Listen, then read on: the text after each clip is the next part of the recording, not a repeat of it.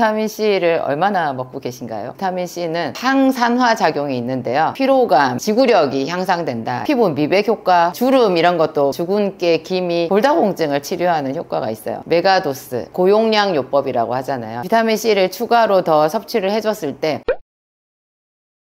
안녕하세요, 진약사입니다. 여러분은 비타민C를 얼마나 먹고 계신가요?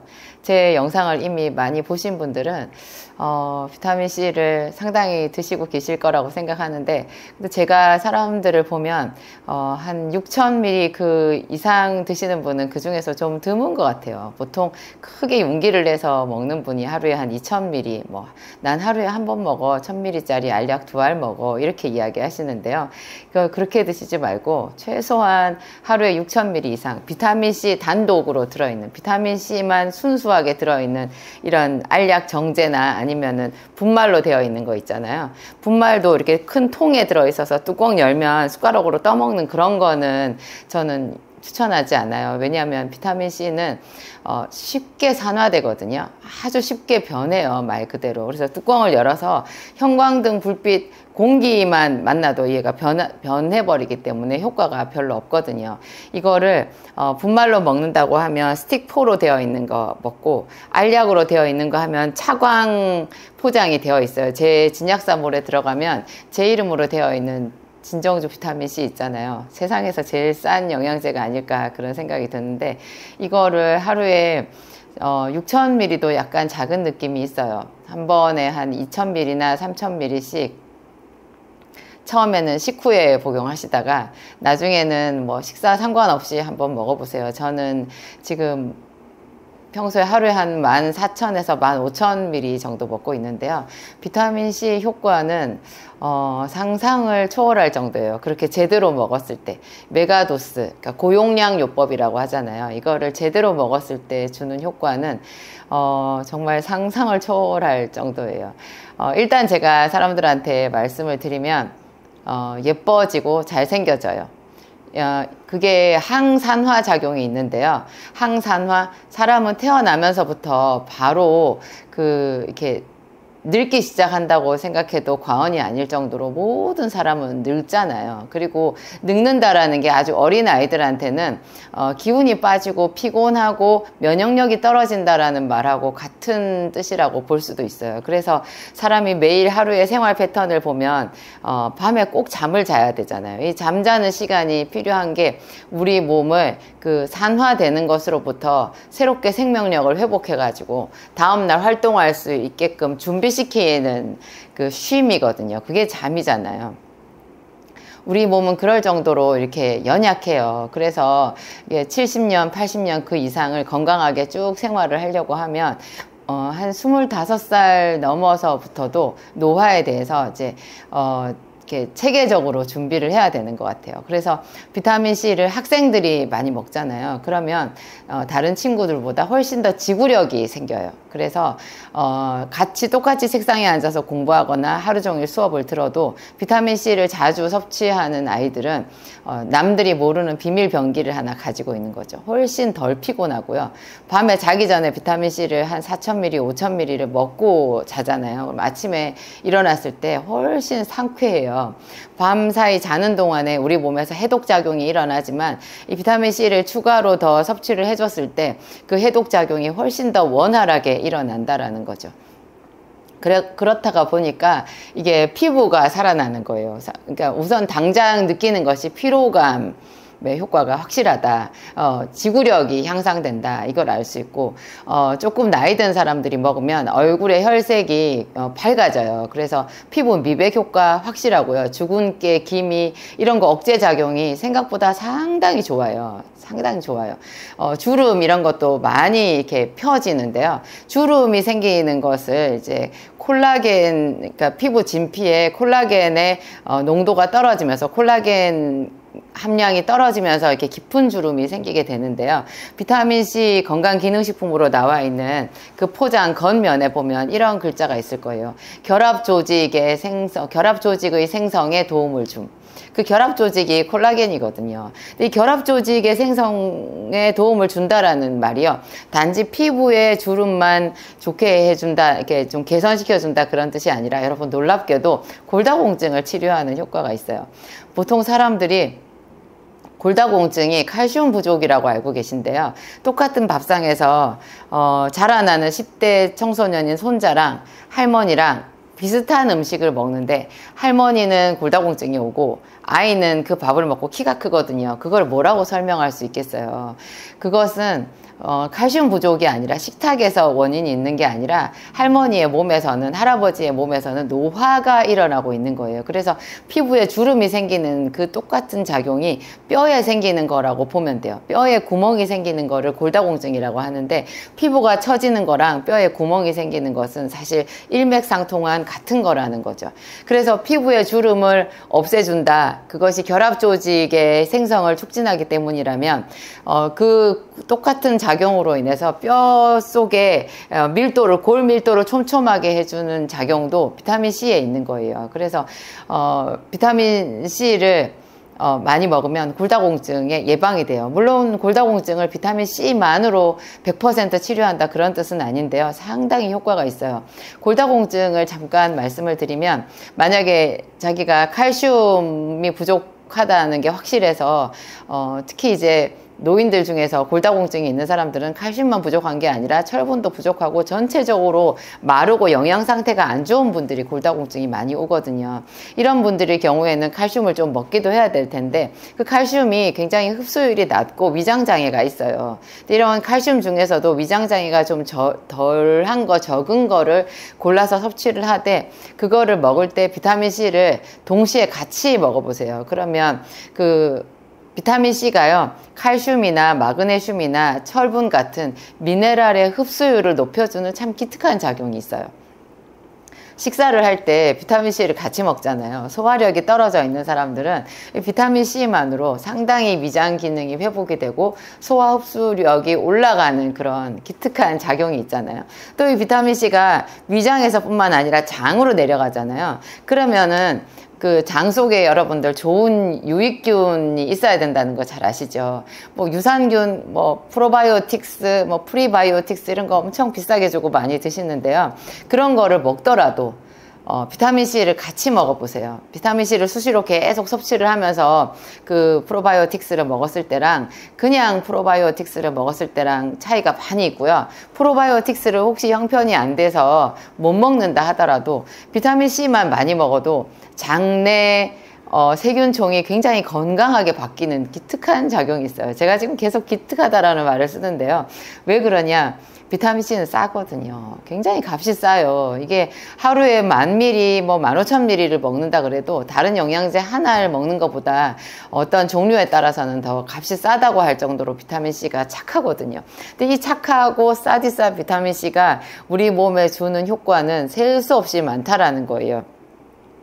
제가 약국에서 제가 좀 특이한 약국을 하고 있잖아요. 그래서 얼마나 많은 사람들이 저를 신뢰하고 믿어주셔가지고 이렇게 전국에서 뭐 외국에서도 많이 오시는데 그분들 사례가 저희 약국에 뭐 수만 건이 아니라 수십만 건 그 이상일 거예요. 그런 사례를 그분들이 이제 경험한 거 제가 말씀드리는 그런 거를 먹고 그 결과가 어떤지를 저희한테 이렇게 말씀을 피드백을 해주시잖아요. 그 피드백이 또 새로운 연구 형태로 이렇게 제가 여러분들한테 영상을 만들어서 올려드리면 그걸로 인해서 계속 선순환이 일어나가지고 지금의 제가 여기까지 오게 되었는데요. 제 진약사몰에 들어가 보면 제품도 많고 또 제약 생기산 뭐 이런 것도 있고 그게 뭐 어떻다 저떻다 이렇게 입소문이 나가지고 제가 구설수에 많이 오르기도 하고 그렇지만 정말 사람들은 정직하게 그 효과를 보고 저를 찾아오시는 것 같아요. 근데 그 사람들의 그런 생생한 현장에서 아픈 분들의 생생한 효과 그런 거를 들어보면 마음이 뜨거워지거든요. 정말 뜨거워져요. 그게 그렇게 생생한 치료 효과, 그 사람들의 삶이 바뀌고 이렇게 새로운 소망이 생기고, 여러분 몸이 아파 보세요. 안 아파 본 사람들은 그거 그냥 손가락질하고 말하기 쉬운데요. 정말 내 몸이 아파 보세요. 그런데 병원에 가도 어떤 답도 없고 정말 절박하잖아요. 그러면 그런 분들이 저한테 주로 오셨던 것 같아요. 저도 그렇게 나이 한 40 먹었을 때부터 건강이 급다운 되어 가지고 제가 참 제 몸을 살리기 위해서, 또 저희 가족들을, 또 제 딸을 치료해 주기 위해서 제가 애를 쓰다가 더 여기까지 온 것 같기도 하는데요. 하여튼 이 비타민C를 제대로 섭취를 해보면 정말 놀라워요. 예를 들어서 이렇게 혈관이 막힌 분들 있잖아요. 그리고 제가 또 제일 안타까운 분들이 당뇨 환자들이었는데요. 참 당뇨는 정말 연구를 많이 해야 되는 것 같아요. 아무리 병원에서 말해주는 그런 그 혈당 조절 시스템, 병원에서 당뇨약을 처방을 해주잖아요. 그리고 인슐린을 주사를 맞기도 하고, 인슐린 펌프를 달고 다니시는 분들도 있고, 그렇게 되는데요. 얼마나 많은 당뇨가 사실 의료 산업이 되어버렸어요. 그런데도 불구하고 이 당뇨병 환자들의 고통은 점점 더 가중되고 있다라는 생각이 들어요. 그런데 제가 그 수많은 임상 중에서 굉장히 두드러지고 독특한 사례가 이 당뇨 환자들이 고용량 비타민C를 먹었을 때 어떻게 되냐 하는 건데요. 어떤 사람들은 왜 병원에서 인슐린이나 당뇨약 이런 거 열심히 먹고 또 식이요법도 하고 이래가지고 거의 정상 혈당을 유지하시는 분들이 있거든요. 근데 거의 정상 혈당을 그렇게 어렵게 유지하시는 분들은 대부분 보면 굉장히 체력이 딸려요. 되게 기운이 없어요. 힘들어요. 왜냐하면 그분한테는 일반 사람들이 가지고 있는 정상 혈당이라는 게 당뇨 환자들한테는 저혈당이에요. 제가 내린 연구 결과는 그래요. 그분들은 당뇨 약을 쓰면서 정상 혈당을 유지를 하려고 하면 거의 너무너무 몸이 고통스럽거든요. 근데 그렇게 하지 않고 오히려 병원 약은 별로 안 먹든지 아니면 아예 안 먹든지, 혈당은 항상 공복 혈당도 한 150 이상 이렇게 200도 넘어가고, 좀 높으면 한 250도 되고 그런 분들이 있는데요. 그런 분들 중에서 10년 이상을 비타민C를 하루에 1000ml 이상 드신 분들을 제가 간간히 보거든요. 놀라워요, 여러분. 병원에서 주는 최첨단 모든 의사 선생님 말을 착실하게 따르고 정말 각고의 노력으로 혈당을 억지로 정상 범위로 한 사람보다 더 건강해요. 이 허탈한 결과를 우리가 뭐라고 설명할 수 있겠어요. 그러니까 혈당을 물론 관리는 해야 되는데요. 그냥 약간 높은 게 차라리 저는 더 건강한 것 같고요. 그 상태에서 비타민C를 고용량으로 먹잖아요. 대량으로 먹으면 합병증이 없어요. 그게 놀라운 거예요. 왜 당뇨 환자들이 점점 이게 죽음에 이르는 병이냐. 혈당 관리를 철저히 해도, 아니면은 철저히 못하죠. 대부분 약간 높잖아요. 이 상태에서 기간의 차이는 있지만 대부분이 다 합병증이 오거든요. 그 합병증이라는 게 뭐냐, 혈관이 망가지고요, 장기가 망가지는 거예요. 그리고 신경이 무너져요. 그래서 이렇게 발이 썩어 들어가시는 그런 분들도 제가 봤고, 눈이 멀어버리는 분들도 봤고, 콩팥도 왜냐하면 혈관 덩어리니까요. 정말 세미한 혈관 덩어리를 우리 학교 때 배웠어요. 사구체라고. 콩팥, 조그만한 콩팥 하나에 사구체가 한 100만 개 정도 있다라는 그 얘기를 제가 귀동냥으로 들은 적이 있는데, 그 조그만한 콩팥 안에 사구체가 정말로 가느다란 혈관 덩어리거든요. 100만 개가 있다 그러면 얼마나 이게 대단한 미세한 혈관 덩어리겠어요. 근데 이게 걸쭉한 당뇨가 있는 그 피가 흐르게 되면 그 혈관이 다 망가지는 거죠. 다 망가지는 거예요. 그러면 그냥 얼마 안 가서 투석해야 되고, 물론 이제 체질에 따라서 좀 오래 가시는 분들도 있는데 하여튼 그렇거든요. 근데 이런 분들조차도 비타민C를 한 하루에 10,000ml, 15,000ml 먹으니까 혈당이 좀 높은데도 그게 오히려 훨씬 더 기력이 있고 건강하더라는 거예요. 여러분, 나이 들면 남성분들 발기부전 오잖아요. 발기부전 있을 때 병원에서 비아그라 같은 거 처방하잖아요. 그 비아그라가 어떤 기전이냐, 생식기의 혈관을 확장시켜요. 그럼 혈관을 확장시켰을 때 발기가 일어난다. 그럼 평소에는 어떤 성적인 자극이 오고 아침에 일찍 일어났을 때도 발기가 되지 않는다. 그 뜻이 그러면 우리가 추적해 보았을 때 무슨 뜻이겠어요? 혈관이 막힌 거예요. 생식기 주변에 있는 그 섬세한 혈관이 막혀버린 거죠. 근데 그 막힌 혈관을 억지로 비아그라 같은 거를 써서 확장을 시키면 이게 이제 그 발기부전에서 일시적으로 치료가 되는데요. 그 비아그라 같은 게 심장에 주는 부담이 상당하거든요.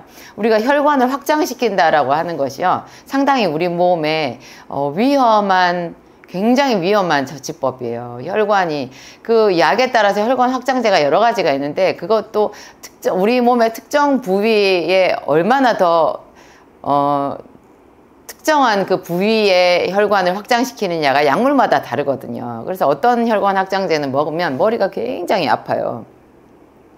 왜냐하면 그 약은 뇌에 있는 혈관을 특징적으로 확장시키는 거예요. 그러면 머리가 아프면서 그 뇌에 제대로 순환이 되질 않아요. 여러분, 혈관이 확장되면요, 그 확장이라는 것이 어떤 때에는 피가 더 많이 도는 것이 될 수도 있지만, 어떤 때에는 혈류가 갑자기 속도가 뚝 떨어져서 피가 안 도는 결과가 만들어지기도 하거든요. 그래서 혈관을 확장시킨다라는 것이 결코 이게 좋은 방법은 아니에요. 그게 단순한 게 아니라는 거. 그런데 비타민C를 고용량으로 먹잖아요. 그러면 놀랍게도 혈관 청소에 효과가 있어요. 혈관 청소. 혈관 청소, 뭐 장을 청소하는 것처럼 뭐가 좁아지고 딱딱해지고 좀 망가져 있는 그 혈관을 탄력 있게 깨끗하게 청소할 수만 있다면 얼마나 좋겠어요. 혈관이 주로 문제가 되는 게 이제 보통 사람들이 말하는 동맥경화잖아요. 혈관이 딱딱해지고 좁아지는 건데, 이 동맥경화라는 질환이요, 혈관의 내피라고 하거든요. 혈관 겉에 말고 피가 통하는 그 혈관의 안쪽 그 피가 통하는 그 부분에 흐르는 피가 직접 닿는 그 면을 혈관 내피라고 말을 하는데요. 그 내피가 손상이 된 거예요. 그래서 내피장애라는 말을 하거든요. 동맥경화는 내피장애고, 이 혈관 중에서 내피가 상하게 되었을 때 오는 것이 고혈압, 동맥경화, 그 이외에 기타 등등 아까 제가 말씀드린 콩팥 질환도 결국은 다 혈관 질환이고, 이게 대부분이 다 혈관 질환이 되는 거예요. 그리고 손발이 엄청 차가운 사람들 있잖아요. 손발이 엄청 차가운 사람들, 우리가 동의보감이나 옛날 그 한방적인 원리에 보면 그 사람이 냉증이 있어가지고 몸이 차고 영양이 부족하고 기력이 딸려서 손발이 차다 이렇게 했는데, 그건 조선시대까지의 이야기인 것 같아요.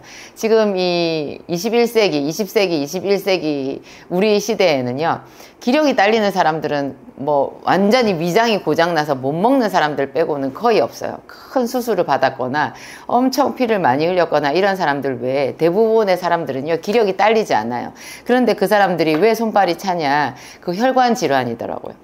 피가 잘 돌지를 않아가지고 가슴은 뜨거운데 손발이 찬 거예요. 그래서 이 사람들이 냉증이라고 생각하고 한약이나 어떤 뜨거운 약을 먹었을 때 몸에 더 부작용이 쌓이게 되거든요. 그래서 그런 사람들한테 제가 혈관을 청소할 수 있게끔 비타민C 고용량하고, 또 비타민C 고용량만으로 혈관이 청소되는 사람들도 있지만, 정말로 이제 심장병, 심장에 혈관이 막혀가지고 협심증이나 심근경색이나 이런 게 오는 사람들은 제가 뇌출혈, 뇌경색 이런 거 있는 사람들 있잖아요. 그리고 하지정맥류, 하지불안, 파행성 어쩌고저쩌고 하는 그런 어려운 질환들이 있어요. 그리고 몸에 염증이 정말 많이 생기는 그런 사람들도 순환만 잘 되면 그냥 병이 자연 치유가 되거든요. 근데 그럴 때 이제 제가 그 비타민C 뿐만 아니라 제가 만든 약 생기산을 같이 쓰고, 이 생기산에다가 비타민C 고용량을 하면서, 비타민C 고용량을 하면 여러분 비타민 B를 꼭 드셔줘야 돼요. 비타민 B와 비타민 C가 어느 정도로 균형이 맞아야 우리 몸이 훨씬 더 건강하거든요. 근데 비타민 B는 제가 일반 종합 비타민 말고 제 진정주 비타민 B100을 먹으라고 말씀드려요. C는 1000ml나 2000ml가 고용량인데요. B는 B100이 굉장히 단위가 높은 거거든요. 왜냐하면 B는 단독이 아니라 B1번부터 12번까지 여러 개의 계열로 이루어져 있는 비복합제예요. 비콤플렉스라는 말 들어보셨죠? 이게 각각이 전부 다 100단위 이상, 어떤 거는 500단위씩 이렇게 들어있는 것을 B100이라고 하는데요. 이거를 C 고용량이랑 같이 썼을 때 굉장히 시너지 효과가 있어요. 거기다가 제가 마그네슘을 같이 쓰는데요. B, C, 마그네슘. 그리고 정말로 이제 몸에 염증이 심하거나 혈관이 막힌 사람들은 제가 생기산 제약을 같이 쓰잖아요. 이렇게 썼을 때 막혀져 있는 혈관이 뚫리는 그런 작용이 있어요. 그 이야기는 이제 제 또 다른 영상, 생기산에 관련된 영상을 참고하시고요. 하여튼 비타민C는 여러분 수족냉증에도 효과가 있어요. 상당히 효과가 있어요. 그리고 집중력이 떨어지고 많이 피곤하고 또 바이러스성 질환이 있는 사람들 있잖아요. 걸핏하면 뭐 코로나 또 독감 또 이런 거 걸리는 사람들, 맨날 피곤하고 힘든 사람들, 그리고 암에 걸려 있거나 암에 걸릴 확률이 높은 사람들 있잖아요. 그런 사람들도 비타민C는 굉장히 강력한 항암제이기도 해요. 비타민C를 많이 먹으면 암이 전이가 잘 안 된대요. 발생도 잘 안 되지만 전이가 잘 되지 않아요. 제가 공교롭게도 또 암 환자잖아요. 제가 이제 재작년에 유방암 진단을 받았는데요. 제가 지금도 한 가지 참 다행스럽게 생각하고 신기하게 생각하는 게 있는데, 제가 그 림프절의 전이가 딱 1개가 된 거예요. 근데 의사 선생님도 되게 신기하게 생각하셨어요. 1개 림프절이 전이가 되었는데 그 1개 림프절이 엄청 컸어요. 그러니까 손으로 만져질 정도로 이 사이즈가 컸는데, 그래서 당연히 여러 개의 림프절에 전이가 되었겠다 이렇게 생각하고 제 한쪽 겨드랑이 림프절을 이 의사 선생님이 몽땅 제거를 하셨더라고요. 그래서 제가 지금 굉장히 많이 후유증에 시달리고 있어요. 림프절이 없으니까 순환이 안 돼가지고 이거 복구 불가능하잖아요. 그래서 제가 굉장히 지금 고전하고 있는데, 어쨌든 놀랍게도 다 제거를 해놓고 보니까 전부 정상이고, 그 커져 있는 림프절 그거 1개만 딱 암이더라는 거죠. 그러니까, 저는 이렇게 생각해요. 비타민C 덕분이다. 그게, 그 정도 됐으면 굉장히 이게 전신에 퍼졌든지 림프절도 훨씬 더 여러 개가 퍼져서 제가 최악의 사태를 맞이했을 텐데요. 이게 비타민C를 많이 먹어서 그 림프절 안에서만 1개 림프절 안에서만 암세포가 있었던 거예요. 이게 암이 전이가 되지 않는다면 걔는 더 이상 암이 아니거든요. 암은 뭐가 무서우냐, 이게 홀씨처럼 퍼져버리는 전이가 무서운 거잖아요. 근데 비타민C만 고용량을 계속 먹고 이제 이미 암이 걸린 사람들은 그 병원들 중에서 비타민C 주사를 주는 병원이 있거든요. 그런 병원에 가서 비타민C 주사를 정기적으로 맞아보세요. 이미 암 환자이신 분들은.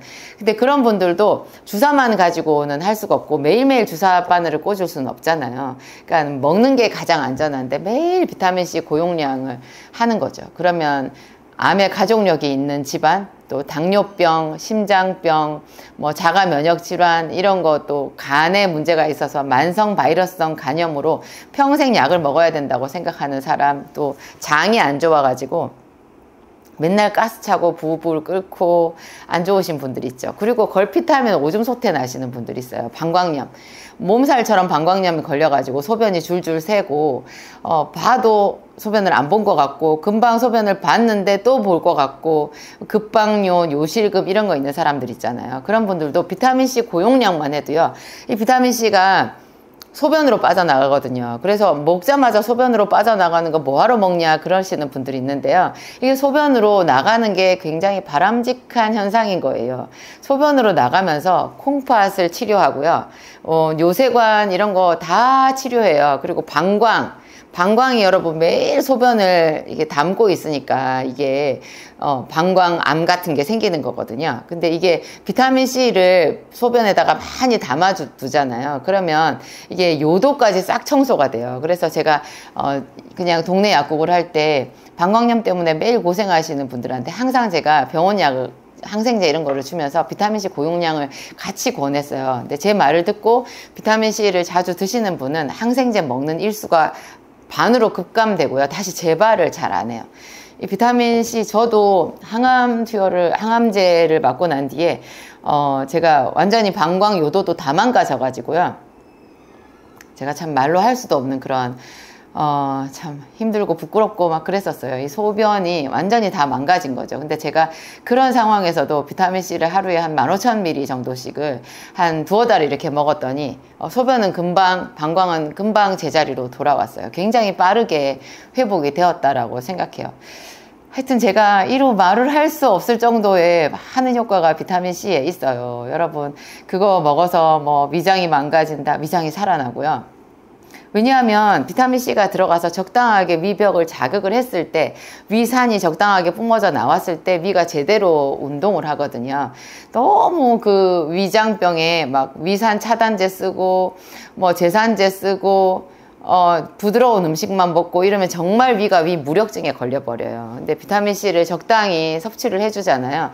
그러면 사실 위산이 나올 만큼 나와야 그게 위가 정상인 거거든요. 하여튼 이 위장병도 치료하지요.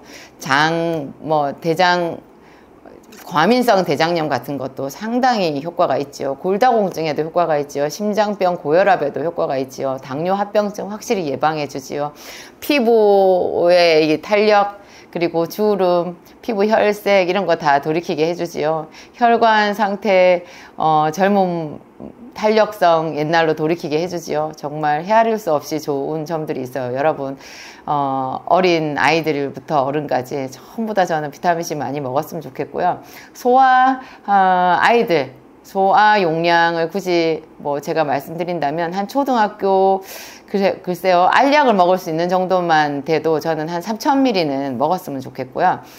초등학생이라고 해도 40kg 이상 몸무게가 나가는 아이들은 어른이랑 똑같이 6000ml 이상 먹는 거 좋다라고 생각해요. 안녕하세요. 여러분의 나빠진 콩팥을 좋게 하는 유일한 방법. 제가 가장 비교적 최근에 올린 영상 중에서 제일 여러분들에게 많이 이렇게 호응을 받았던, 조회수가 굉장히 높았고 많은 분들이 하여튼 반응을 보여주셨어요. 저희 약국에 문의하신 분들도 아주 많았는데 그 후편 이야기를 제가 좀 전해드릴까 해요. 콩팥이 아주 나쁜 사람들이 저희 약국에 오셔서 생기산을 드시는 분들이 많거든요. 굉장히 상당히 많아요. 제가 잘 헤아릴 수도 없을 만큼 많은데 그분들이 하나같이 다 좋아진다 그런 말씀은 제가 드리지 않아요. 그리고 지나치게 콩팥이 너무 나쁜 분들이 오시는 것은 사실 저도 말리고 싶어요. 그리고 어떤 분들은 연세가 너무 많으신 거예요. 거의 75세 이상, 80 넘으신 분들, 90세 가까이 되신 분들도 콩팥이 나쁘다고 해서 그냥 여생을 생기산으로 먹고 자기 건강 유지하다가 살고 싶다고, 그렇게 생을 마감하고 싶다고 그러면서 생기산 드시는 분들도 있거든요. 저희는 굉장히 그런 분들 보면 조심스럽고 걱정이 많이 돼요. 왜 그러냐면 여러분, 콩팥은 콩팥에 대한 문제가 몇 가지가 있는데요. 일단 나빠진 콩팥은 좋아지지 않는다라는 것이 정설이고요. 그 다음에 이것이 나이에 따라서 또 많이 달라져요. 같은 콩팥 수치라고 해도, 상당히 나빠진 수치라고 해도 나이가 많은 사람들은 갑자기 더 많이 나빠질 수 있어요. 그리고 또 이게 기저질환하고 관련이 많아요. 제일 제가 걱정이 되는 게 당뇨가 있는데 콩팥이 나쁜 사람들 있죠. 이런 분들은 병원에서 콩팥 이식을, 신장 이식을 얘기하잖아요. 이식하고 났을 때 예후가 굉장히 안 좋아요. 정말 그 당뇨 합병증으로 콩팥이 망가져서 이식을 하는 것은 최악의 선택인 것 같아요. 보통 콩팥을 이식을 하면 의사들이 말하는 평균 그 수명, 그 콩팥의 수명이 5년이에요. 여러분 놀랍지 않으세요? 계속 쓸 수 있는 게 아니에요. 의사들이 말하는 그 기본 수명, 새로 이식한 남의 콩팥, 그 콩팥의 수명이 5년밖에 안 돼요. 이걸 오래 쓰는 사람이 10년 좀 넘게 쓰거든요. 그 정도로 이 새로 남의 콩팥을 들여와도 그 콩팥이 몸 속에서 재수명을, 보통 일반 사람들이 생각하는 그런 콩팥의 기능을 길게 다 하지를 못해요. 그런데 그 사람이 예를 들어서 당뇨 때문에 콩팥이 망가진 사람이잖아요. 그러면 1년 버티기 힘든 경우도 많아요. 그래서 웬만하면 당뇨 때문에 콩팥이 망가져서 이식을 한다는 것은 저는 말리고 싶어요. 이식하기 전에 어떻게든지 그 콩팥을, 남아있는 콩팥을 살려야 되고요. 남의 콩팥 들여봐야 이미 내 콩팥이 망가진 그 자리에 남의 콩팥을 넣었잖아요. 그 당뇨 합병증이 있는 사람의 그 몸 상태 그대로 해서 콩팥만 딱 바꿔 넣는 거잖아요. 당뇨가 없는 사람들도 길게 써봐야 5년 정도 쓸 수 있는 그 콩팥을 넣으면 어떻게 되겠어요. 그래서 이런 기저질환이 있는 사람들이 또 저희 생기산을, 또 콩팥이 많이 나빠졌는데 거의 투석 직전인데 생기산을 먹는다 이러면 저희도 굉장히 조심스럽죠. 그런데도 제가 어디서 용기가 났는지 이런 영상을 올리잖아요. 저는 의사도 아니고 약사고 제가 이런 영상을 올리는 이유는 분명히 있어요. 정말 드라마틱하게 좋아지시는 분들이 상당히 많거든요. 그런 분들 어디 가서도 답 없었잖아요. 그런데 이 방법을 써서 정말 그 투석의 위험에서, 투석의 그 두려움, 공포에서 완전히 벗어나서 정상인으로 생활을 하시는 분들이 꽤 많은 거예요. 상당히 많아요. 그래서 그런 분들 봤을 때 한 사람이라도 더 좋아지면 좋겠다. 그런 생각이 들어서 제가 이런 영상을 만드는 것 같아요. 그런데 저의 진심을 잘 이해하시고요. 생기산을 드시는 분들도 제 영상을 잘 숙지하시고, 제가 말씀드리는 그 방법대로 그렇게 쭉 그 방법대로 가셔야 돼요. 제가 말씀드리는 방법은 특히나 이제 투석의 위험에 지금 가깝다. 얼마 안 가서 나는 투석을 해야 될지도 모른다. 이런 분들이 좀 좋아지겠다라고 생각을 하셔서 생기산을 먹는다고 하면 저는 이렇게 말씀드리고 싶어요. 만약에 당신께서 당뇨가 있으시다. 그러면 당뇨병부터 고쳐야 된다는 거. 인슐린부터 줄여야 된다는 거. 저희 본래 제가 쓰는 생기산하고 비타민 요법이 당뇨 환자들한테 가장 좋은 당뇨 극복법이기도 하거든요. 그래서 당뇨를 고치는 것에 먼저 포커스를 맞춰야 나중에 콩팥이 더불어 좋아질 수 있어요. 그리고 시간을 좀 길게 잡으셔야 되고요. 그리고 정말 단언하는데 콩팥에는 좋은 음식이 없어요.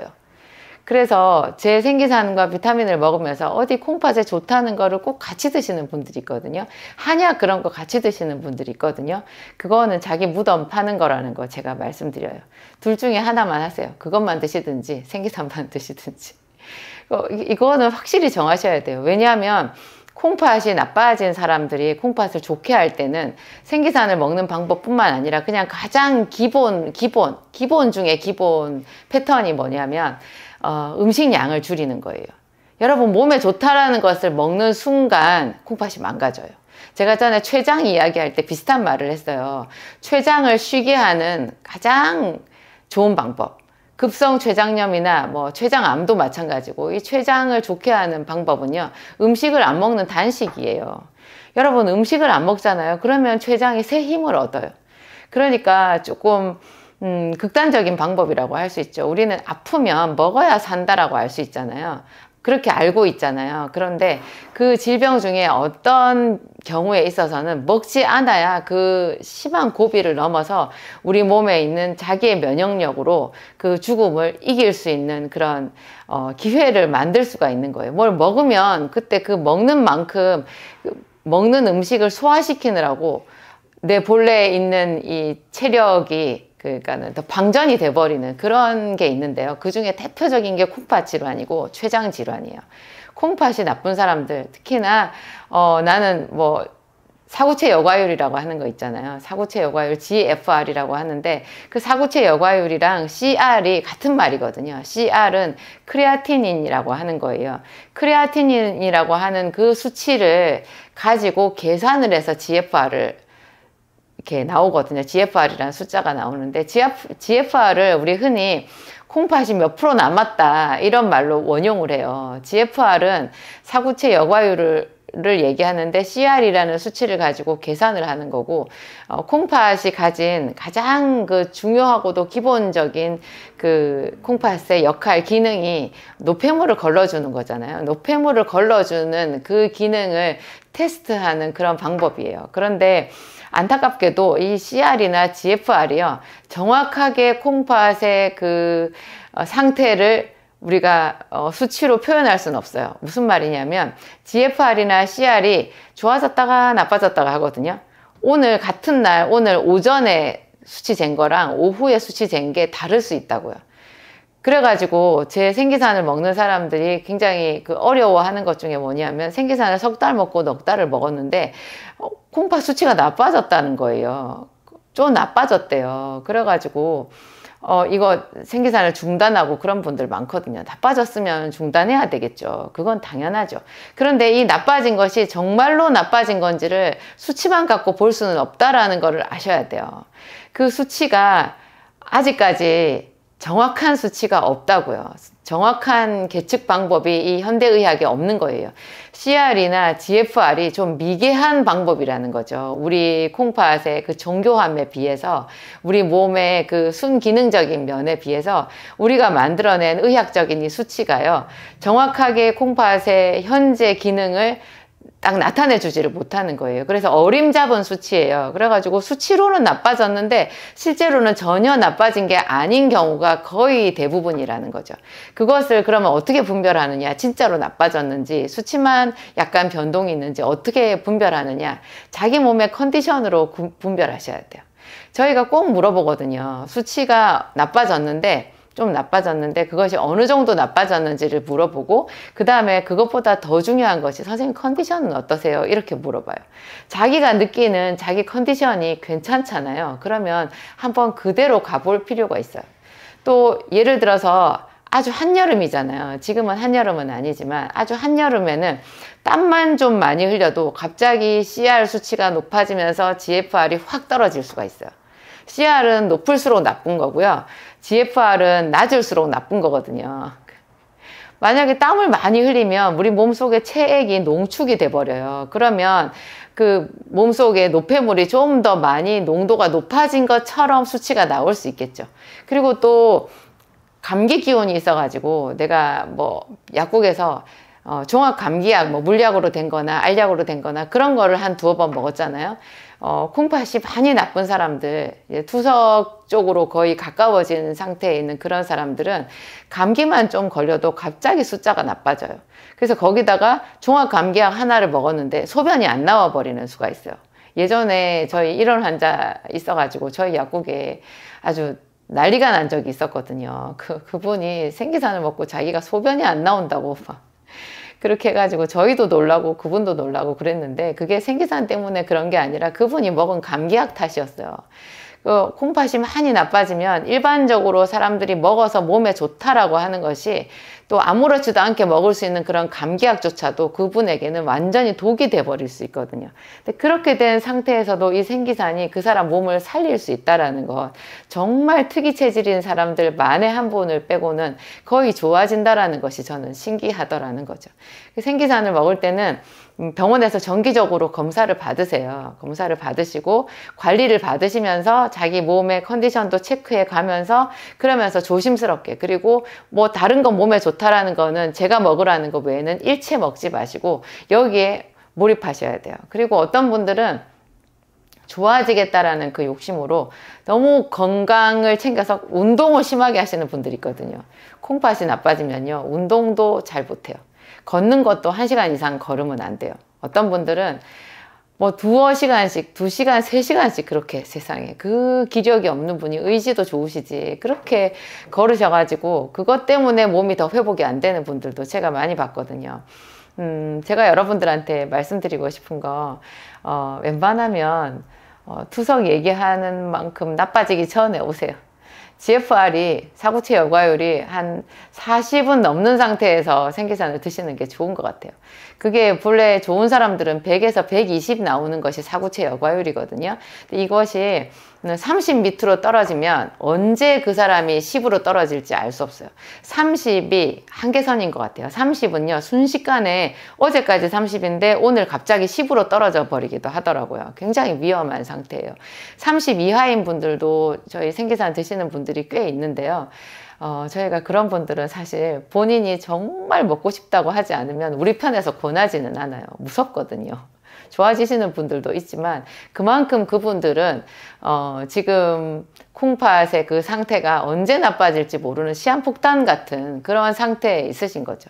그런 분들도 제 생기산을 잘 이해하고 비타민C 고용량을 할 수 있는 분이라면 제가 그분의 결심이 굳건하다면 해보라고 하기는 하는데요. 우리 편에서 뭐 이거 먹으면 낫습니다, 그런 얘기는 절대 하지 않아요, 여러분. 제가 안 좋은 건 안 좋다라고 얘기하는지 여러분도 아시죠? 그리고 콩팥이 나쁜 분들은 몸에 좋다는 걸 먹으면 안 된다, 운동도 과한 거 절대로 안 된다, 그런 말씀 제가 드렸는데, 그리고 당뇨가 있으면 당뇨부터 극복해야 된다, 이런 말씀 드렸는데, 그 외에 이제 생기산 위에 먹을 수 있는 영양물질이 있잖아요. 콩팥이 나쁜 분들 중에서 제 생기산까지는 드실 수 없는 분들도 있잖아요. 그런 분들도 누구나 다 어떤 지금 자기 집안에 콩팥이 나쁜 그런 이력이 있는 사람들 미리 걱정하시잖아요. 그런 분들도 제가 꼭 권하는 거 비타민C예요. 비타민C 하루에 한 10,000ml 정도는 꼭 드세요. 비타민C만 많이 먹어도 콩팥을 지킬 수 있어요. 더 나빠지지는 않게 할 수 있어요. 본래 나이가 들면 조금은 수치가 떨어지는데요, 생활하는데 지장은 없거든요. 그렇지만 여러분들 하여튼 비타민C는 계속 드세요. 하루에 10,000ml 먹자마자 바로 빠져나가니까 10,000ml를 2,000ml나 3,000ml씩 나눠가지고 하루에 4번, 5번 이상 계속 드시는 거예요. 그러면 이것이 먹었을 때 우리 몸 세포, 혈관 구석구석을 탄력 있게 해주고 건강하게 해주는 것은 물론이고요. 빠져나갈 때 소변으로 나가잖아요. 거의 절대 양이 소변으로 나가는데, 이게 소변으로 나가면서 콩팥을 청소해요. 그 소변관을 다 청소하고 방광도 청소하거든요. 요도도 청소하고.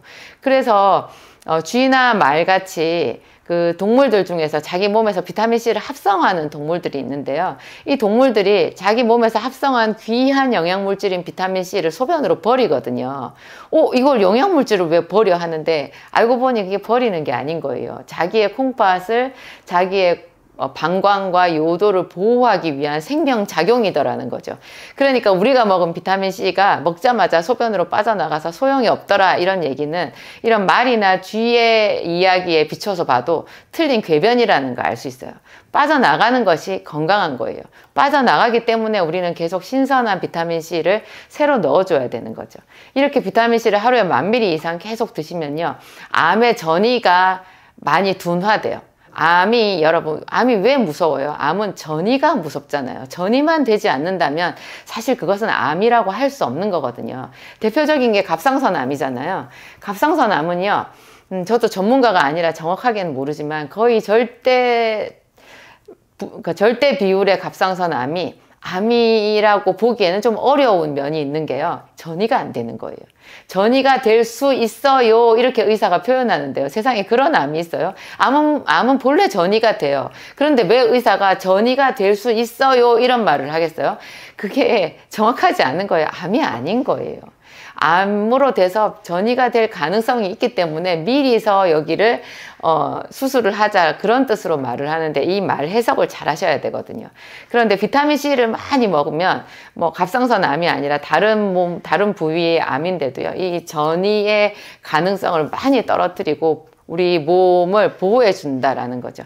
그래서 콩팥을 생각하지 않더라도 간이나 췌장이나 혈관이나 어디를 생각해도, 우리 피부나, 그죠? 예뻐지기 위한 콜라겐 이런 거를 생각하더라도 비타민C는 필수적으로 많이 먹어야 되는 거예요. 그리고 비타민 B도 하루 한 알은 꼭 드시고요. 비타민 B도 제가 꼭 비타민 B 100으로 드시라고 말씀드렸죠. 제 진약사몰에 아주 저렴한 가격으로 여러분들 가정에서 주문하면 바로 손쉽게 받을 수 있도록 그렇게 준비를 해놨어요. 제 이름으로 되어 있는 비타민 B가 비타민 B 100이니까 그게 가장 고효율, 고함량 비타민이라서 B100이거든요. 1번부터 12번까지 다 100단위 이상, 어떤 것은 500단위가 들어있는 비타민 B100인데요. 이것이 또 콩팥을 살리는데 우리 몸의 여러 가지 노폐물의 그 발생을 가장 떨어뜨리고 에너지 효율을 높이는 최고의 영양소라고 할 수 있거든요. 비타민 B를 먹으면 아침에 커피를 마시지 않으면 눈이 안 떠진다는 사람들 커피 잊고 살 수 있어요. 이 비타민 B가 그렇게 우리가 먹은 음식을 에너지로 건강하게 잘 발산시키게 해주는 그런 효자 품목이거든요. 비타민 B 가격도 싸요. 이것도 여러분 하루에 한 알 꼭 챙겨 드시고요. B하고 C 드시고, 그 다음에 음식을 소식하시는 거, 적게 먹는 것이 이 콩팥을 보호하는 유일한 방법이에요. 식이요법 굉장히 중요한데요. 사람들이 콩팥을 살리려고 좋은 거 먹는 거 없나? 그래서 유튜브에도 보면 콩팥을 살리는 음식 그런 게 잔뜩 떠요. 여러분, 그런 거 없어요. 콩팥을 살리는 음식이라는 게 따로 있는 게 아니고 적게 먹어야 된다는 거, 그리고 유일한 영양소로는 비타민 BC가 있다라는 거, 이런 거 꼭 기억하셔야 돼요. 오늘 제 이야기가 여러분들에게 좀 많이 도움이 되셨으면 좋겠어요. 한 가지 더. 여러분, 콩팥 수치 중에 제가 CR, GFR 얘기했는데, CR, GFR은 거의 두 개가 같은 거라고 말씀드렸잖아요. 한 가지 더 BUN이라는 게 있거든요. 이것은 혈중 요소 질소라고 하는 건데요. 단백질을 우리 몸에서 분해하고 난 뒤에 생기는 요소라고 하는 그 찌꺼기를 말하는 거예요. 이 찌꺼기가 단백질을 많이 먹으면 몸에 더 많이 생기겠죠. 그런데 결정적으로 콩팥이 나쁜 사람이 이 요소를 제대로 몸속에서 처리를 못 해가지고 요소 질소가 굉장히 높아요. 비유에는 정상인 사람들의 범위가 한 6에서 20 정도 되는데요. 이게 이제 콩팥이 나빠지면 40을 훌쩍 넘어서 뭐 60 그 이상 뭐 올라가기도 하고 그러거든요. 근데 이 BUN도 관리를 잘 하셔야 되는데, BUN 그래서 말씀드리는 거예요. 콩팥이 좋은 사람들이 콩팥을 살린다고 단백질을 드시더라고요. 그러면 여러분, BUN이 올라가가지고 그것이 혈독을 높여서 피의 독소를 높여가지고 도리어 더 콩팥을 공격하는 그런 인자가 될 수 있거든요. 그래서 콩팥이 나쁜 사람들은 살이 좀 많이 빠져야 돼요. 이게 좀 위험하게 생각이 들 수 있는데 더 안전하거든요. 제가 흔히 이런 비유를 해요. 풍랑을 만난 배와 같다. 풍랑을 만난 배와 같이 콩팥이 나빠진 사람들은 이렇게 살을 빼야 된다. 풍랑을 만난 배가 어떻게 해요? 배에 있는 그 귀중한 물자, 뭐 귀중품이나 뭐 보물이나 심지어 양식까지도 바다에 다 버려야 돼요. 그래서 배를 최대한 가볍게 해야 배가 뒤집어지지 않고 살 수 있거든요. 사람이 살 수 있어요. 그거랑 비슷해요. 이게 콩팥이 진짜 나빠진 사람들은 죽을 수밖에 없는 풍랑을 만난 사람들이거든요. 그런 사람들은 살이 쪄 있으면 안 돼요. 이게 살이 빠져야 되는 거예요. 그리고 몸을 최대한 가볍게 해야 되고 먹는 음식을 적게 먹어서 연명하는 수준으로 해야지 이 콩팥이 살아날 가능성이 커지는 거예요. 이거 꼭 기억하셔서 여러분, 이렇게 되기 전에 콩팥 미리미리 좀 여러분 체력을 아껴서 보호하셔가지고 길게 건강하게 행복하게 사시기 바랍니다. 안녕하세요, 진약사입니다. 제가 깜짝 놀랐는데요. 세상에 어린 아이들도 비타민C 고용량 요법을 알고 있더라고요. 제 주변에 세상에 초등학교 다니고 뭐 중학교 다니는 아이들이 자기 저녁에 많이 피곤하고 힘들면 비타민C를 한 뭐 3000ml, 4000ml씩 먹고 잔다는 거예요. 3000ml, 4000ml 모르겠어요. 5000ml 먹는 아이들도 있는 것 같은데 그렇게 먹고 자면 다음날 아침에 역시 그 세상에 어린 아이들이 일어나가지고요. 엄마, 역시 내가 어젯밤에 비타민C를 먹었더니 아침에 괜찮아졌어. 이렇게 얘기를 한대요. 또 어떤 날은 내가 이럴 줄 알았어. 어젯밤에 비타민C를 먹었어야 되는데 안 먹었더니 아파. 이렇게 말한대요. 제가 오래전에 비타민C 1회 요법 이야기를 잠자기 전에 5000ml 먹었더니 뭐 이런 제목으로 올려드린 적이 있었는데요. 이거를 정말 전 국민이 알았으면 좋겠어요. 이번에 특히 봄에 환절기에 제 주변에도 보니까 감기 걸려가지고 좀 힘드신 분들이 많이 있던데 세상에 비타민C 1회요법을 잘 할 줄을 모르시는 거예요. 그냥 비타민C 드시고 계세요? 그러면 저 먹고 있어요. 얼마 드세요? 그러면 한 2000ml 이렇게 먹고 있는 거를 얘기하시더라고요. 어떤 분은 뭐 2000ml씩 3번 밥 먹을 때마다 먹어서 하루에 6000 먹고 있다 얘기도 하시던데요. 조금 몸이 안 좋고 뭔가 이렇게 징조가 있을 때 느낌 있잖아요. 그러면 시간마다 2000ml씩 먹는 것도 방법이에요. 저는 그렇게 하고 있거든요. 제가 지금도 위가 많이 안 좋고 그래서 제가 진통제를 한 알도 못 먹어요. 어떤 진통제도 한 알도 먹을 수가 없는데 그런 제가 안 먹고 어떻게 견디느냐. 좀 몸이 이상하면 비타민C를 시간마다 2000ml씩 한 4번 연속해서 그렇게 먹어버리잖아요. 3번, 4번 그렇게 먹으면 그냥 감쪽같이 그 증상이 없어져요. 보통 일반적인 경우에는 제 생각에 1회요법으로 특히 잠자기 전에 한 5000ml씩 먹는 거를 제가 강력하게 여러분들한테 추천해요. 그러면 비타민C가 어떻게 돼서 그런 몸이 약간 으슬으슬한 그 감기가 오는 징조를 딱 없애느냐. 몸이 이렇게 면역력이 떨어져서 몸이 계속 깔아지고, 어딘가 쑤시는 것 같고, 목이 칼칼한 것 같고, 그런 느낌 있잖아요. 그런 거를 아주 요긴하게 딱 없애주느냐. 이렇게 강력한 항바이러스 작용이 있어요. 정말 강력한 항바이러스 작용이에요. 감기나 인플루엔자 뭐 이런 게 전부 다 바이러스잖아요. 간염도 바이러스잖아요. 그럼 평소에 간이 나쁜 분들은 또 뭐 이렇게 간염의 그런 보균 인자로 있으신 분들 있죠. 그런 분들 비타민C 필수예요. 이거를 하루에 제 생각에 한 10,000ml 정도, 설사만 안 하신다면 10,000ml 정도를 꾸준히 먹어보세요. 그러면 여러분 그런 바이러스 걱정이 없어요. 당장 없어요.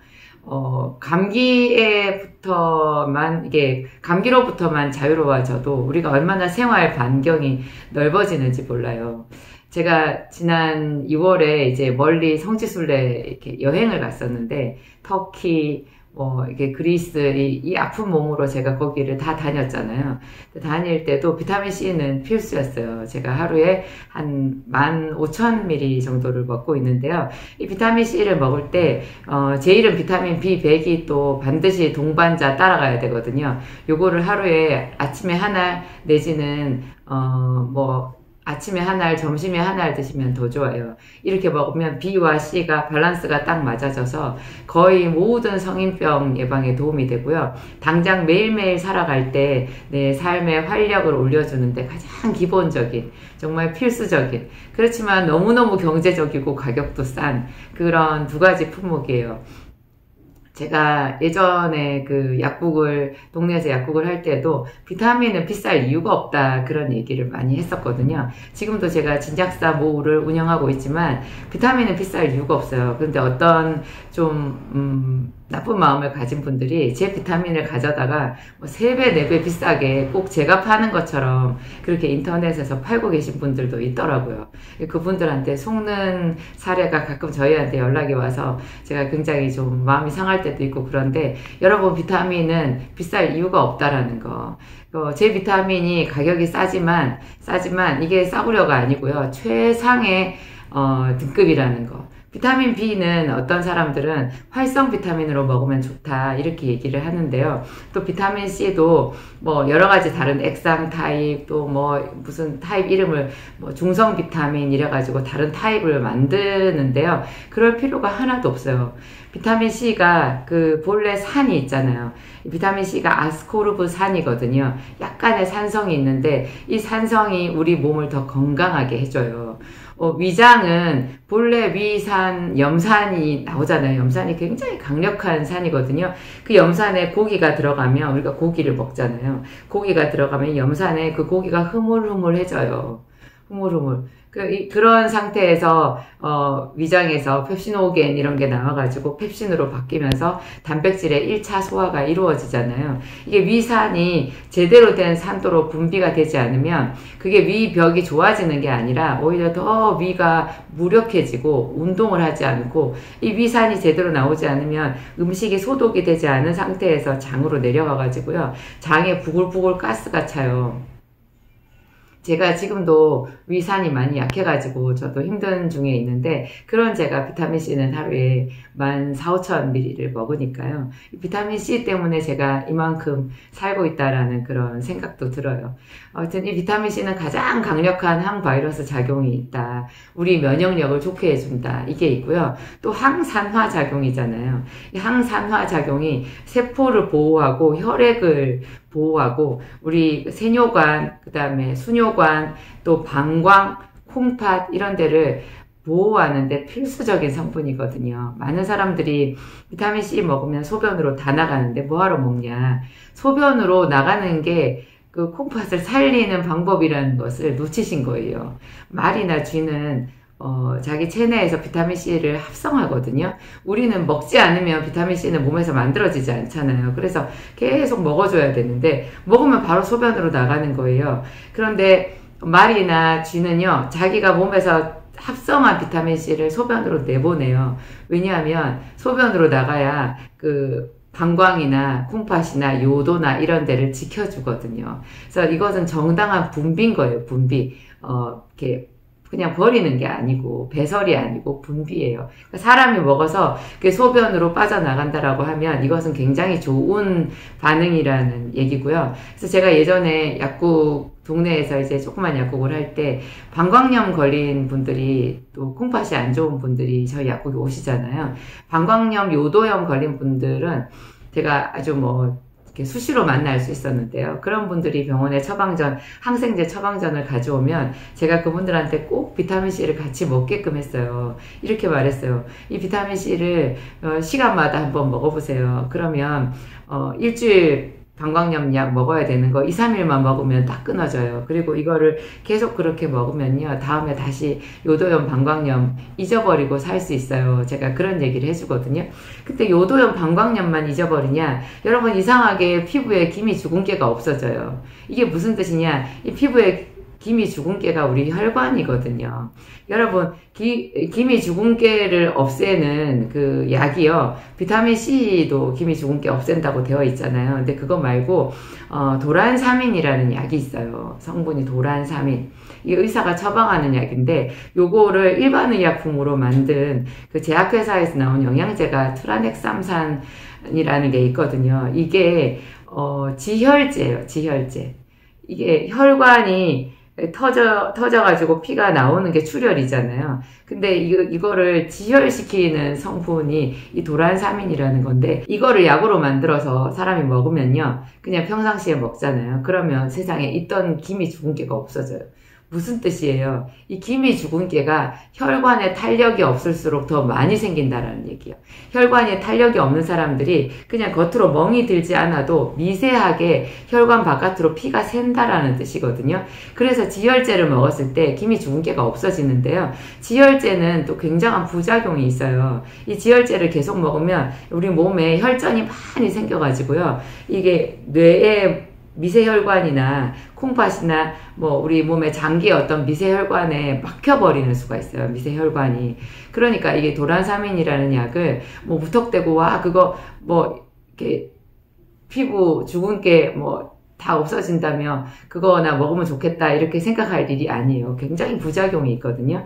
근데 그 대신에 비타민C는요, 그런 부작용 없이 이 혈관의 탄력성을 높여주는 거예요. 출혈이 생기지 않게 해줘요. 혈관이 젊은 사람처럼 이렇게 충격을 받아도 탄력이 있어서 터지지 않게 해준다니까요.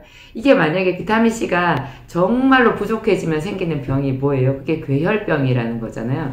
잇몸에서 피가 생기는데 이 괴혈병이 잇몸에서 피가 나는 이 정도에서 끝나지 않고 죽거든요. 그래서 옛날에 대서양을 건너던 몇 달씩 현대식 배가 아니라 예전에 대서양을 배로 건너려고 하면 뭐 한 달 이상씩 걸렸을 거 아니에요. 그랬을 때 선원들이 배에서 전혀 야채나 과일 이런 걸 먹지 못하니까 이름 모를 병으로, 출혈병으로 죽어간 거예요. 어떤 사람이 그걸 연구하다가 보니까 오렌지를 먹은 사람은 죽지 않는다라는 걸 찾아냈거든요. 그래서 그거를 계속 연구를 하다가 찾아낸 것이 비타민C라는 이 놀라운 영양소였는데요. 이게 단지 괴혈병만 안 생기는 게 아니고요. 이거를 현대인들이 많이 먹으면 현대인들의 거의 모든 병이 혈관 질환이잖아요.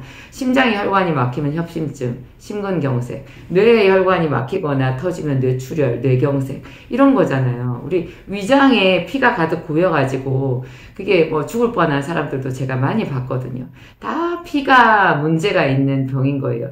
당뇨가 있으면 피가 껄쭉해가지고요, 금방 혈관이 다 망가져서 콩팥도 망가지고 뭐 발이 시커멓게 변하고 이렇게 일이 되잖아요. 이게 손발 끝에 피가 안 통하면 여러분 이 손발 끝이 허옇게 되면서 피가 안 통해가지고 손톱도 자라지도 않고 굉장히 저리고 시리고 아프고 그런 말 못하는 증상들이 많이 생기는데요. 이런 게 그 하찮은 한 알에 50원밖에 안 하는 50원, 60원 제가 요새 좀 비타민C 약간 가격을 인상해서 그거보다 조금 높아지긴 했지만 그래도 한 알에 100원도 안 하잖아요.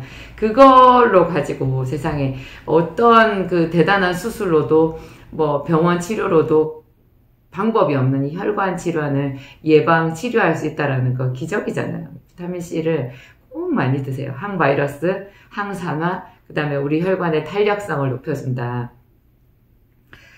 참, 이 비타민C를 모든 사람들이 드셨으면 좋겠어요. 그리고 이 비타민C를 많이 먹으면 여러분 이렇게 피부가 훨씬 탄력이 생기거든요. 뽀얘지는 것뿐만 아니라 탄력이 생기고요. 항산화라는 것이 항노화 물질이라는 뜻과 똑같아요. 사람이 훨씬 늙지를 않아요. 덜 늙어요.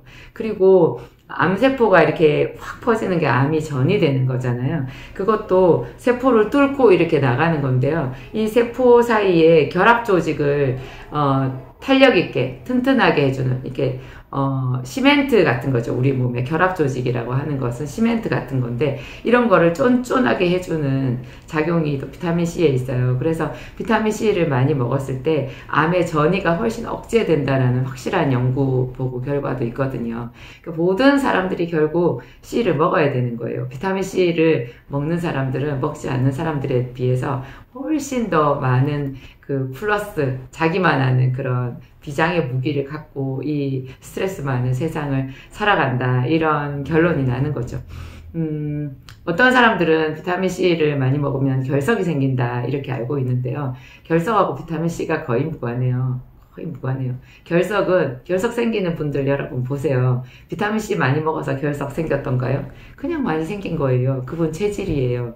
오히려 그런 분들은 칼륨이라는 영양소가 있는데요. 칼륨 아직 제 제품에는 없지만 해외 직구로 칼륨을 살 수 있거든요. 그거를 하루에 한 알이나 이틀에 한 알 정도 먹어보세요. 거의 결석이 생기지 않아요. 어떤 의사 선생님이 저희 환자한테 제게 방문하신 분한테 그렇게 조언을 해주셔가지고 그분이 계속 신장 결석 생겨서 뭐 얼마나 그 레이저로 그거를 치료하느라고 골병이 들 지경이었는데 그 뒤로 결석 잊어버리고 산다고 그런 얘기를 저한테 해주셨어요. 비타민C가 결석하고 무관하고요. 그리고 무엇보다도 저를 찾아오는 저 약국을 찾아오는 환자분이 뭐 수십만 명이거든요. 엄청나게 많은데 그분들 비타민 B, C, 마그네슘하고 같이 제가 이렇게 먹게 하잖아요. 비타민 B, C, 마그네슘 이 세 가지를 같이 먹게 하고 제가 만든 생기산까지 먹으면 거의 뭐 혈액을 치료하니까 거의 대부분의 질환이 만성 질환이 다 없어지는 경이로운 작용이 있는데요. 이 B, C, 마그네슘을 같이 먹기만 해도 제 생각에 결석 걱정이 없는 것 같아요. 그래서 저는 뭐 실제로 결석이 있거나 아니면 통풍 같은 거 있는 사람들 있잖아요. 통풍이라고 왜 그 관절에 이렇게 그 통풍 결절이 생겨가지고 엄청나게 아픈 사람들이 있거든요. 고기나 술 이런 거를 좋아하시는 분들, 체질적으로 그 통풍이 좀 많이 오는 그런 분들이 있는데 평생 그 통풍약을 먹어야 되거든요. 그런 사람들 생기산하고 BC, 마그네슘 이런 걸 먹었을 때 그 어쩌면 C가 결석을 더 만들 수도 있지 않냐. 왜냐하면 통풍 환자들은 비타민C 먹지 말라고 그렇게 비타민C 설명서에도 나와 있는데요. 저는 통풍을 치료할 때 비타민C를 쓰고 있어요. 여러분 이거 완전 역설인 거죠. 그러니까 비타민C 걱정 안 하셔도 되고 위장병 있는 사람들 위장병을 치료하는 목적으로 오히려 비타민C를 쓰고 있다. 이게 산성이 비타민C 이 산이 위장에 들어가 가지고 오히려 더 위를 튼튼하게 한다. 위가 안 좋은 사람들 병원에서 위장약을 이렇게 무슨 보약처럼 위장에 대한 보약처럼 처방받으셔가지고 그거를 뭐 1년이고 2년이고 계속 달아 드시는 분들이 있는데요. 여러분 그거 굉장히 위험하다는 거 아세요? 특히 위장약 중에서 무슨 졸로 끝나는 거 있어요. 성분이 무슨 오메프라졸 하는 졸로 끝나는 거 있는데 란소프라졸, 오메프라졸 그거를 이제 어려운 말로 PPI라고 하거든요. 그거 혹시 여러분 위장약 먹고 계신 분들 내가 이거 먹고 있냐 그 처방 조제해준 약국에 가서 물어보세요. PPI를 계속 드시면 여러분 큰일 나요. PPI는 본래 아무리 길게 먹어도 28일 이상은 혹은 14일이나 28일 이상은 처방을 하지 않는 게 원칙이거든요. 그런데 이 의사 선생님들도 이 약을 잘 몰라요. 왜냐하면 약은 약사에게니까. 몰라가지고 이걸 그냥 무슨 위장에 대한 보약처럼 쓰시는 거예요. 그래서 뭐 소염 진통제 처방하면서 관절염 있으면 이 PPI를 같이 계속 처방하는데요. 그러면 여러분 뼈가 다 녹아요. 큰일 나요. 왜냐하면 칼슘 미네랄 흡수가 안 되거든요. 그리고 몸이 뚱뚱 부을 수도 있고요. 특히 소염 진통제랑 이 위장약을 같이 더불어서 많이 먹으면 콩팥도 다 망가질 수가 있어요. 이 약은 웬만하면 안 드셔야 되는 거예요. 웬만하면. 그렇다고 제가 뭐 약을 하나도 먹지 말아라 그런 얘기는 아니에요. 필요한 약은 먹어야 되는데 이 전문가의 조언을 들으셔야 되고, 막연하게 어떤 약이든지 예방 차원에서 계속 먹는다라는 것은 그거는 완전히 오해시라는 거, 착각이라는 거, 그런 거 기억하시고 정기적으로 여러분들이 먹고 있는 약을 한번 점검을 해보시기 바랍니다. 이 PPI나 제산제나 위를 좋게 한다는, 위장병을 치료한다는 그런 약이 오히려 여러분의 뼈를 녹일 수도 있고 장을 다 망가지게 할 수도 있고 그 여러 가지 굉장히 안 좋은 그런 부작용이 많이 생길 수 있으니까 그런 거 기억하시고요. 이런 비타민 공부를 조금 더 하셔서 식품과 비타민, 평소에 운동 이런 것으로 웬만하면 약에 의지하지 않고 여러분의 건강을 지키는 그런 새로운 길을 모색하셔야 돼요.